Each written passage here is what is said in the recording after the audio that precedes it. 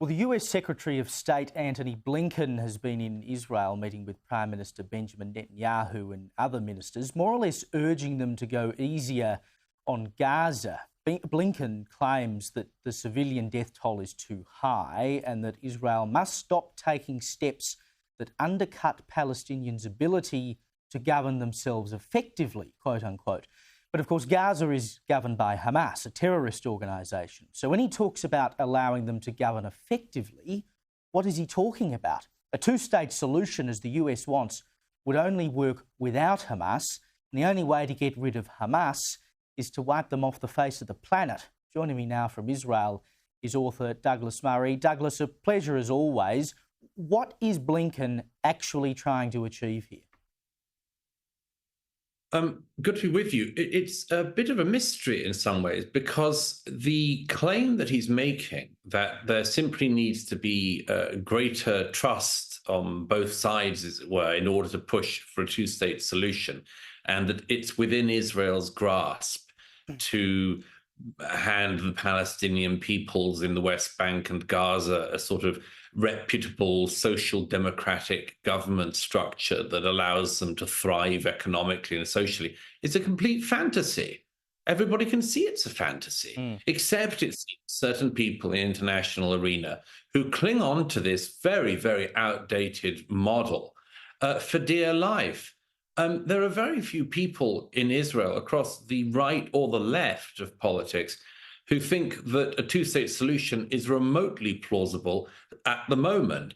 I don't think it's remotely plausible at the moment. I don't know if it ever will be, but it looks incredibly unlikely at the moment because, as you mentioned in your introduction, Hamas, well, Gaza became a kind of state. Every Jew was forcibly withdrawn from the Gaza. The authorities in Gaza were given everything of the structure that was there, including the economic structure. And for the next 18 years, Hamas were voted in, killed their Palestinian opponents, enriched themselves massively, bought Ferraris and luxury apartments for themselves and their children, kept the people in some relative poverty because they stole all the aid money and other things that went in and built a tunnel network instead of buildings. But, you know, all of that happened in what could have been a Gazan Palestinian state. And then after barrage of rockets over many years, finally we had the events of October the 7th last year and 3 months ago now. And that's what the Israelis got from a Palestinian state in Gaza. And why people like Blinken keep committing to the idea that Gaza could be socially democratically ruled at some point in the near future, if only the Israelis agreed to it, or that there's any similar alternative in the West Bank, I think is for the fairies. The West Bank, if it had an election tomorrow, would elect Hamas. It's the only good reason why Mahmoud Abbas is now into something like the 17th year of his 4-year term as head of the Palestinian Authority. Because if he was to have fresh elections, he'd be booted out, would probably be hanged from a lamppost by Hamas like his colleagues in Gaza. And that would be that. So it's simply a dead song, a dead myth, a dead piece of rhetoric that Blinken and others are now saying. Yeah, and when you look at South Africa as well is now going after them through international courts for breaking genocide. Why we've come this far?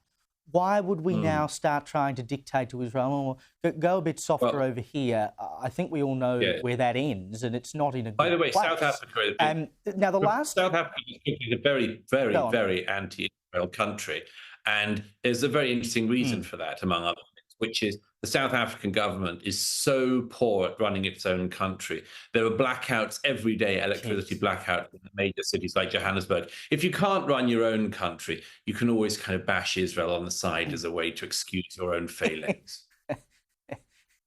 Yeah, if you can't run your own, tell someone else how to run theirs. Now, the last of the Jeffrey Epstein court documents have been unsealed today. And Virginia Giuffre, of course, who settled a court case with Prince Andrew, She has said in these unsealed documents that she had sex with another prince, and she said she saw Bill Clinton on Epstein's island twice, which he, of course, has emphatically denied. But now you have his brother, Mark Epstein, out questioning whether Jeffrey committed suicide when he was found dead in his jail cell in 2019. Mark told the New York Post, quote, "It seems like a cover-up. Why can't I find his pre-hospital care report? And why can't I get the 9/11 call?" Now, the CCTV cameras were off. The prison guards were asleep. He didn't have a cellmate. He'd been dead for 2 to 6 hours, according to the autopsy. The hospital staff weren't interviewed by police. No photo was taken of his body when it was found. I mean, Douglas, you can hardly blame his brother for asking questions about the circumstances in which Epstein died and who might have wanted him dead. No, that's right. I mean, you don't have to be Jeffrey Epstein's brother to have question marks over the manner of Jeffrey Epstein's death.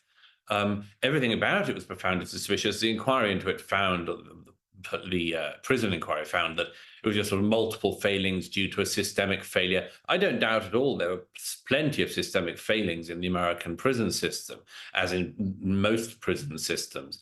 But I think the idea that everything failed at once is something that stretches the credibility of a lot of people, myself included. As you mentioned, I mean, everything that could have gone wrong did. Everything that could have been in place to ensure that somebody noticed whatever was happening wasn't in place. And it is profoundly suspicious, I still think. But you mentioned at the beginning that this is a sort of the last cache of documents relating to Epstein. I don't know if it will be. I think there is a lot more to come. It's very interesting, this story, that there's this drip of information, mainly because of the free press pushing to get the information that is being withheld. It is extraordinary how little we know still about exactly who Epstein was meeting, why, and as I've been discussing recently, not least on our sister channel Talk, what was he himself actually doing? Who was Jeffrey Epstein? He clearly wasn't a financier. He clearly wasn't trading, because there's no record of the stock trades he was doing. He didn't behave like a financier, as my friend Eric Weinstein, among others, has pointed out. He seemed obviously to have been running some kind of compromising blackmail operation. And the question then is, was it for his own enrichment, own pleasure, or was it on behalf of some kind of intelligence agency? These are very, very big questions involving some of the world's most powerful people. And I think that we, the public, deserve to know. And it's a credit to the free press, like the New York Post, that it's papers and television channels and others that are pushing to get this information out there, because the public deserve to know.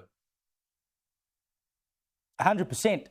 But of course, one of the problems is, with him not being alive, there's a lot of stuff we will probably never know, and that is most convenient for some people. And speaking of the New York Post, people, of course, can read your column over there. Douglas Murray, thank you so much for your time as always, mate.